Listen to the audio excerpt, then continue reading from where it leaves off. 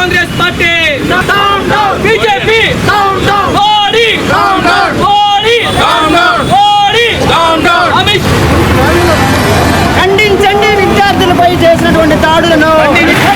రాహుల్ గాంధీ గారి నాయకత్వం దాడులను ఖండించండి.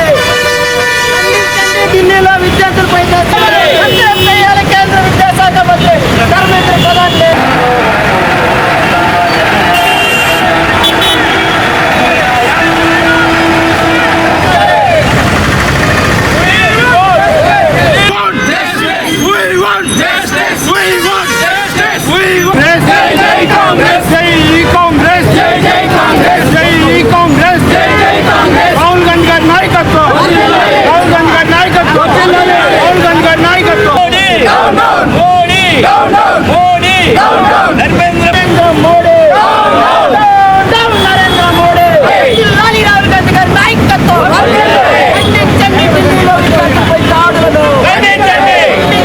ప్రజాస్వామ్యబద్ధంగా శాంతియుత మార్గంలో నిరసన తెలియజేస్తుంటే రాహుల్ గాంధీ గారిని అదేవిధంగా కాంగ్రెస్ పార్టీ ఎంపీలని ప్రియాంక గాంధీ గారిని ఘోరంగా అవమానించి అరెస్ట్ చేయడం, కేసులు పెట్టడం అనేది సబబు కాదు. దీనికి ఏదైతే ఈ కార్యక్రమాలన్నింటికీ నిరసనగా ఈరోజు నెల్లూరు జిల్లా కాంగ్రెస్ పార్టీ ఆధ్వర్యంలో సీనియర్ నాయకులు అందరూ కలిసి కూడా ఈరోజు ఈ కార్యక్రమాన్ని చేపట్టడం జరిగింది.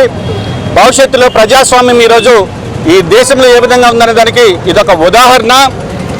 ఏదైతే గాంధీ గారు స్థాపించినటువంటి కాంగ్రెస్ పార్టీ శాంతియుత మార్గంలో నిరసన తెలియజేస్తుంటే వాళ్ళ మీద కేసులు పెట్టడం, ఈరోజు ఆంధ్రరత్న భవన్ అనేటువంటి విజయవాడలో కాంగ్రెస్ పార్టీ ఆఫీస్ మీద బీజేపీ కార్యకర్తలు వచ్చి దాడి చేయడం, అదేవిధంగా నెల్లూరులో చూస్తే కాంగ్రెస్ పార్టీ ఏదైనా ఒక ప్రెస్ మీట్ పెడితే ఆ వార్తలు ప్రచురిస్తే ఆ వార్తలు ప్రచురించినటువంటి పత్రికలకు నోటీసులు ఇచ్చి వాళ్ళని పోలీస్ స్టేషన్లో పిలిపించడం, ఇట్లాంటివన్నీ కూడా ప్రజాస్వామ్యానికి సిగ్గుచేటు.